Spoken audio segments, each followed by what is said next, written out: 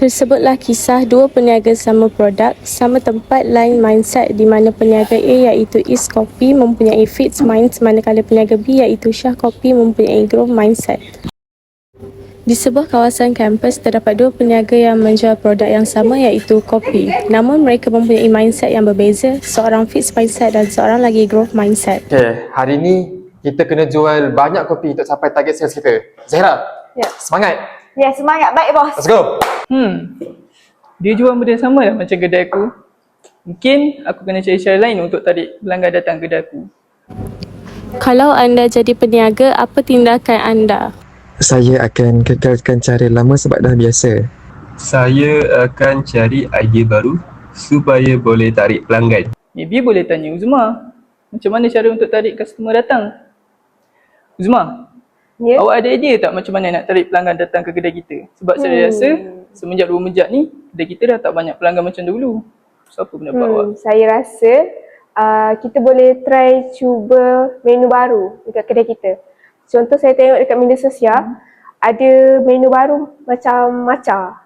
So kita boleh tambah dalam kita punya kedai. Minuman matcha je. Baiklah, kita boleh cuba. Alhamdulillah. Tidak lama kemudian, trend minuman matcha menjadi viral. Sial juga kerja aku ni. Ya dah. Siapa ni? Nak borak pasal apa? Hari ni kita akan borak pasal air matcha yang tengah viral kat Kelantan sekarang ni.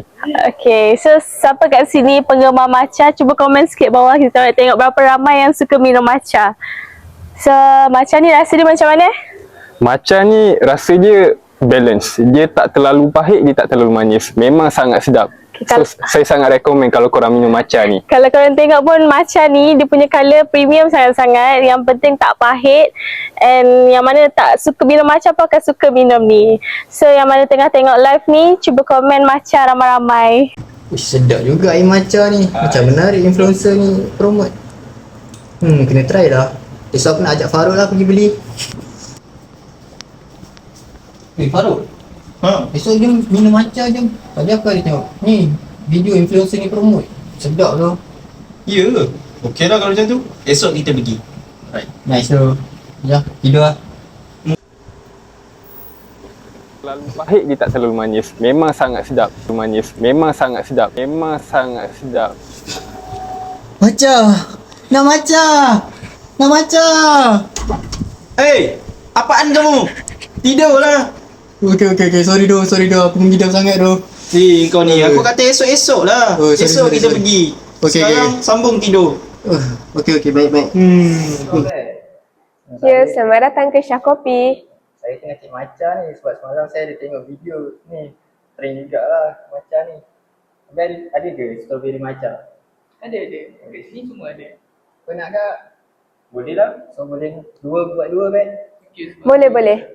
Sebentar ya, saya buat. Ya. Terima kasih. Saya beli Oh sedap ni.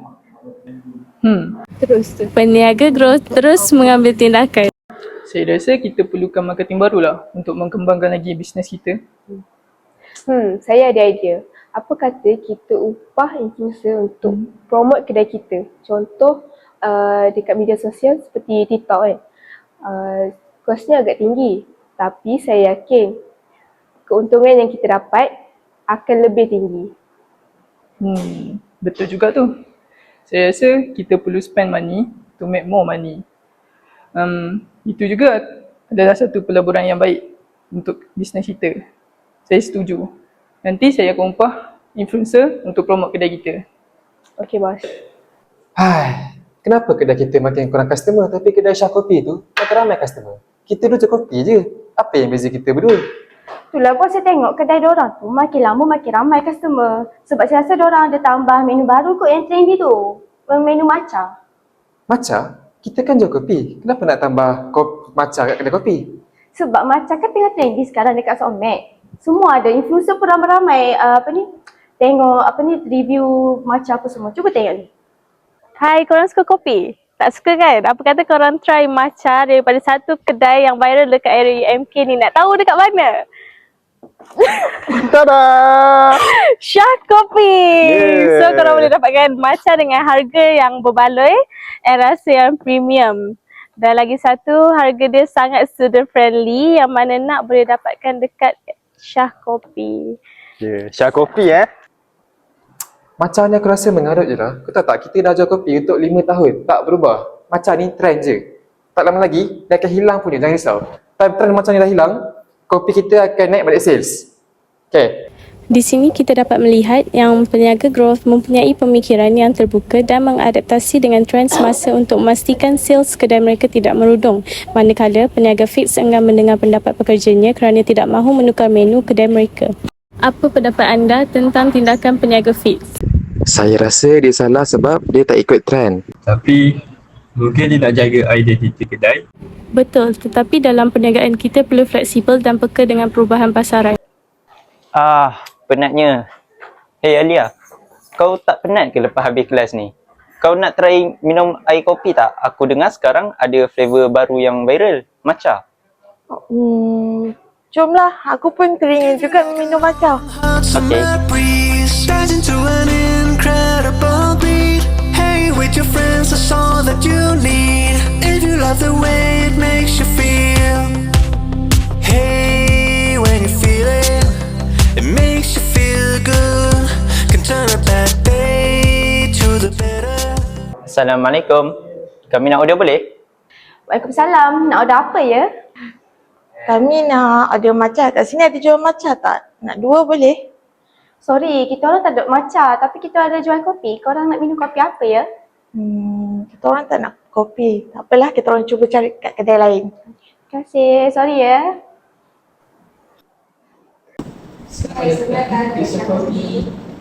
Hai, boleh kami order? Boleh? Nak order apa? Korang dekat sini ada jual tak air yang popular dekat media sosial? Air matcha? Ada. Kami ada macam-macam jenis matcha. Tak macam apa. Oh, kalau macam tu kami nak 2 ya. 2? Boleh sebentar ya. Asal kedai kosong ni yang lagu. Bos, saya nampak Syah Kopi tu dia orang guna influencer untuk promote kedai dia orang. So saya rasa kita kena buat juga. Boleh tak bos? Sekejap, kau kata yang aku kena upah influencer untuk promote kedai aku. Kau tahu tak nak upah influencer tu mahal? Tapi kan bos, kita kena keluarkan juga modal marketing untuk promote kedai kita. Barulah customer datang. Okey lah, kau dengan idea bernas kau. Kau tahu tak, katakan aku dah upah influencer mahal-mahal. Lepas tu, aku tak dapat balik untung yang aku dah guna untuk bayar orang. Takkan kau bangkrut macam tu? Okay, sorry bos. Apa kesilapan utama peniaga fix? Dia tak mahu berubah.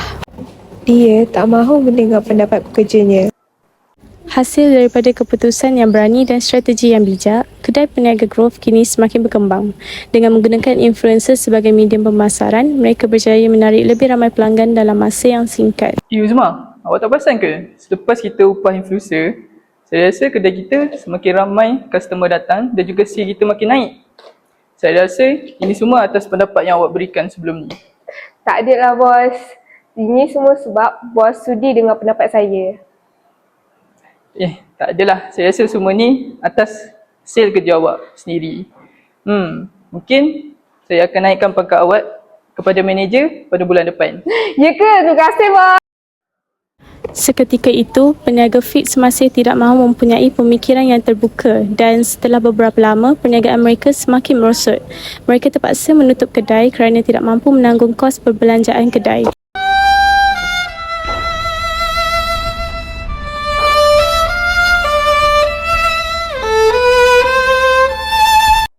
Maka peniaga growth berjaya kerana berani mengambil risiko, manakala peniaga fix gagal kerana kekal dengan cara lama.